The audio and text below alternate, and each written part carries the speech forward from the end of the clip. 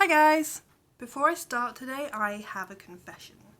I said in my introductory video that I wouldn't be buying any more books until I'd got through my list. I haven't strictly stuck to that.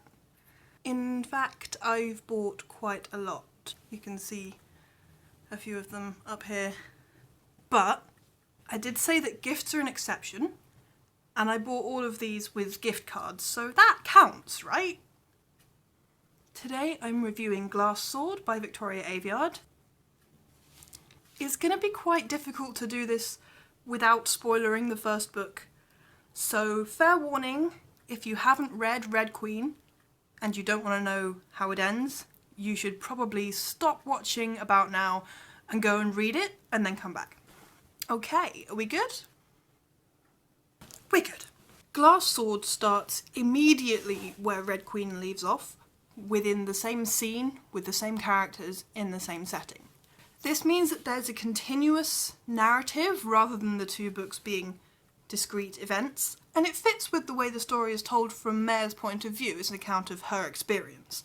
But it also contributes to what I said in my review of Red Queen about the ending being unsatisfying because it's left so open to carry on.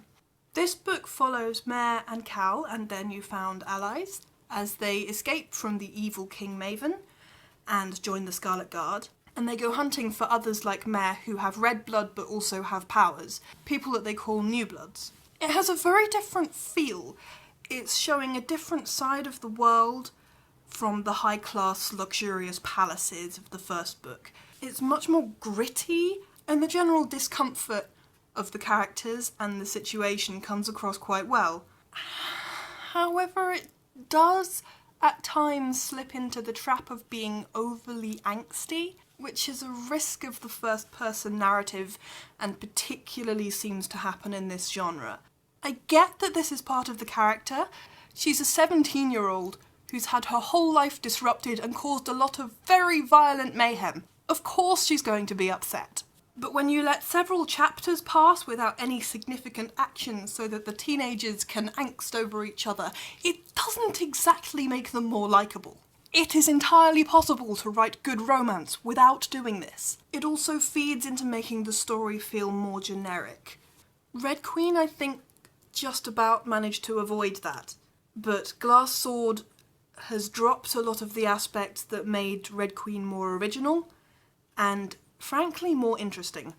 The writing itself is pretty good, although at times it feels a little overdone. I do like the way Aveyard explores grey areas of morality, like how much you need to destroy the world in order to rebuild it and how the characters are affected by that.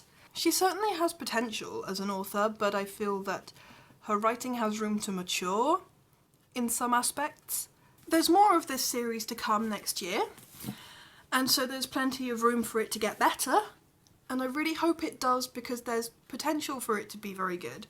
My next book is one that's been forcibly lent to me with a great deal of insistence. A Monster Calls by Patrick Ness. This is my first experience of this author, but I've heard good things about him and I'm excited to read this one.